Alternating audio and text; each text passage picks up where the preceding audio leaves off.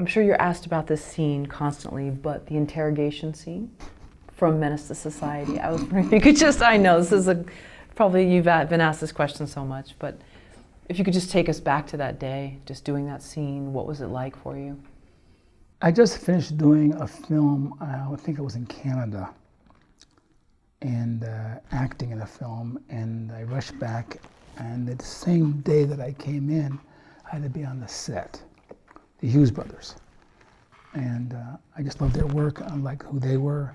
I read the script and I loved it. It was only one scene, and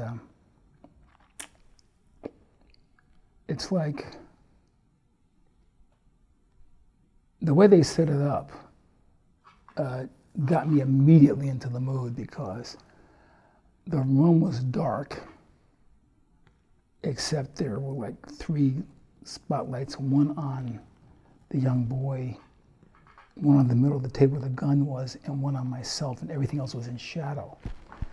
And the police had brought this young man into this place to intimidate him into telling the truth. And so he was sitting there really nervous, and he thought he was smarter than everybody in the room. And so when I questioned him, it was like, I first brought the gun in, put it on the table and turned it toward him. But said to him, you're not necessarily getting out of here alive. There's nothing you can do about it. What are you gonna do? We can all say that you reached for the gun and we defended ourselves and shot you. We didn't say those words, we just went like that. That said it. When he saw that, it was like, oh boy, okay. And we started asking him questions. I started asking him questions about, was he there? And he said no. And you said you left the beer here and you bought the beer at this time, you drank the beer at this time. And then I saw his hand start shaking. And then I asked him the same question again. And he then, the second time, said a different time.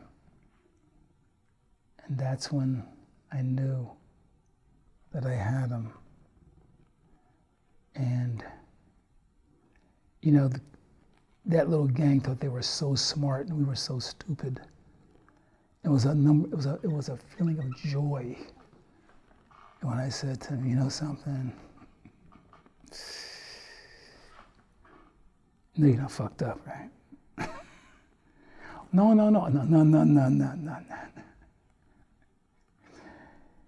You know you're not fucked up, right? Now, here's what's crazy. I was in Brussels, Belgium, around 5 or 6 months ago, acting in a film with Nicolas Cage called Mandy, right? I'm sitting in a restaurant, eating food by myself. This young Belgian kid comes up to me and says, excuse me, sir, but you know you're not fucked up, right? Oh my God. I laughed so hard, but no matter what country I go to, I've made a lot of films as an actor and director. And the line that said to me the most around the world, no matter what city I go for, and you know something? They're young kids. That's what's amazing to me. They've all seen that picture. I don't know how they see it, but they see it and they all repeat that line. And older people too. So yes, it's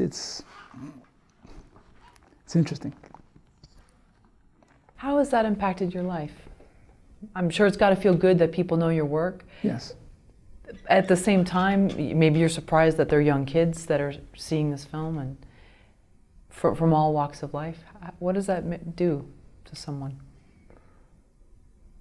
Well, it means you did a good job because you impacted them in that way. You also wish there was more that they remember you for other than just that line, but you're appreciative of the fact that they've seen your work and they appreciate what you've done. And that's always good, because I'm very self-critical of my work.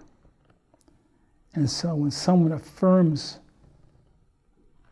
that what I've done impacted them, It's very rewarding. It's very rewarding. 'Cause they don't have to be kind. They don't have to come up to you. They don't have to, but they do. At a certain age, you think you've been forgotten about, and you haven't. That's rewarding also, especially when young people do it, and from different countries.